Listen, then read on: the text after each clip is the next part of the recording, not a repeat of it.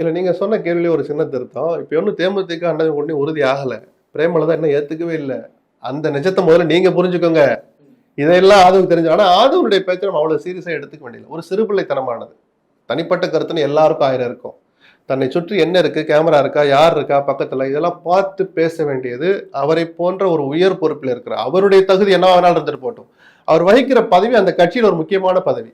விஜய்க்கு அடுத்து அடுத்து அடுத்துன்னு ஒரு 3-4 ரேங்குக்குள்ள இருக்கிற ஒரு ஆளு, அந்த பதவி அமர்ந்திருக்கிற ஒரு நபர் தன்னை சுத்தி யார் இருக்கான்னு கூட தெரியாது இப்படி பேசிட்டு போனது தப்பு. இது எல்லா கட்சி தலைவர்களுக்கும் 2ஆம் கட்ட தலைவர்களுக்கும் நிர்வாகிகளுக்கும் ஒரு நல்ல பாடம். ஆதவ் அர்ஜுனா அனுபவிச்சது. ஏன் பாடம் சொல்லணும், அதனால அவர் வருத்தம் தெரிவிச்சு எல்லாருக்கும் தனிப்பட்ட கருத்து இருக்கு. எல்லாரும் கண்ணு முன்னாடி பாக்குறதெல்லாம் நம்மளோட அவசியம் இல்ல. அந்த இடத்துல யதார்த்தம் என்ன, எடப்பாடி நம்பி யாரும் வரலைங்கிறது நிஜம்தான். இல்ல அதனாலதான் அந்த கேள்வி. அந்த இடத்துல அந்த பாண்டிச்சேரி ஆனந்த் இருக்கார், கட்சியினுடைய அடுத்த கட்ட தலைவர். அவர் இந்த மாதிரி வார்த்தை எல்லாம் விடாதீங்கன்னு அவரும் தடுக்கல, ரசிக்கிறாரு. அப்போ இவங்க 2 பேருடைய அங்க ஏதோ வாக் டாக்கா நடந்துகிட்டு இருக்கு. அவர் ஏதோ ஆதவ் சொல்லிட்டா சார், அடுத்து உங்க கமெண்ட சொல்லுங்க சார். இவனே தெரியாம கேமரால எடுக்கிறான். யாரோ ஒரு எக்ஸ் எடுத்திருக்கிறான், தெரிஞ்சோ தெரியாமலோ தான் மறைஞ்சு எடுத்துட்டு இருக்கான். உடனே ஆனந்த் இப்படி பண்ணிருக்கணும், இந்த விவாதம் இப்படி போயிருக்கலாம் எடுத்து. இவர் பண்ண வேலையே சிறுபிள்ளைத்தனமானு சொல்லிட்டோம்.